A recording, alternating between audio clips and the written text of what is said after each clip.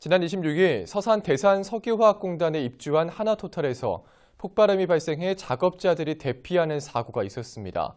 다행히 인명피해는 없었지만 주민들의 불안감이 높아지고 있는데요. 서산 지역 시민사회단체와 노조가 주민 안전대책을 촉구하는 기자회견을 가졌습니다. 보도국 방선웅 기자 전화 연결합니다. 방 기자, 기자회견에서 어떤 내용이 나왔습니까?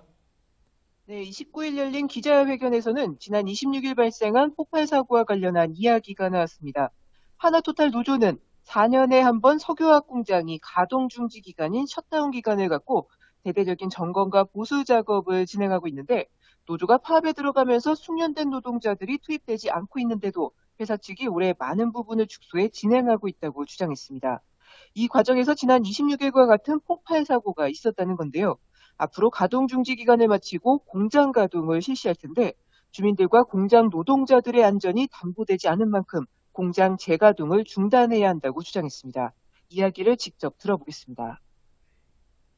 폭발 사고가 있었습니다. 아마 공장을 죽이면서 제대로 그 안에 있는 하이드로카본이나 이런 유해 물질들을 터치하고 이런 과정을 거쳤어야 되는데 그러지 않고 일정에 맞춰서 무리하게 공장을 세웠고 그다음에 한 달 반 정도의 기간 동안 이 정비를 좀 잘 했어야 되는데 정비 작업이 제대로 이루어지지 않았습니다. 근데 그것에 맞춰 또 회사가 맞춘 일정에 의해서 새로 살리려고 하는 과정입니다. 근데 이 공장을 죽이는 과정에서도 문제가 됐기 때문에 살리는 과정 또한 철저하게 준비를 좀 잘해야 됨에도 불구하고 그다음에 숙련공인 조합원들이 투입이 되어서 작업을 해야 됨에도 불구하고 그렇지 않고 아시는 대로 경력이 없는 일반직들. 네, 기자회견을 주최한 서산 지역 시민사회단체와 노조는 이 사고 위험성이 있다는 건가요? 좀 어떤 입장입니까? 네, 그렇습니다. 이들은 주민들과 공장 노동자들의 안전이 담보되지 않은 만큼 공장 재가동을 즉각 중단해야 한다고 주장하고 있습니다. 사실 이 문제는 현재 하나토탈 노조의 파업과도 연관돼 있는데요.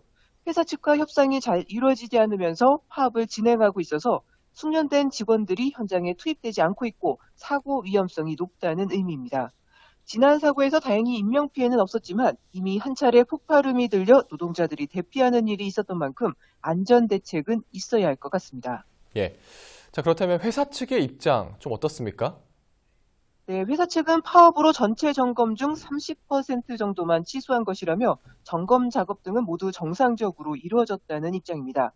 관계자는 셧다운 일정은 작년부터 잡혀 있었고 공장을 가동 중지했으면 재가동하는 것은 당연한 것이라며 사고 위험을 걱정하는 숙련된 기술자들이 현장을 빠져나가는 것이 맞는지 되묻기도 했습니다.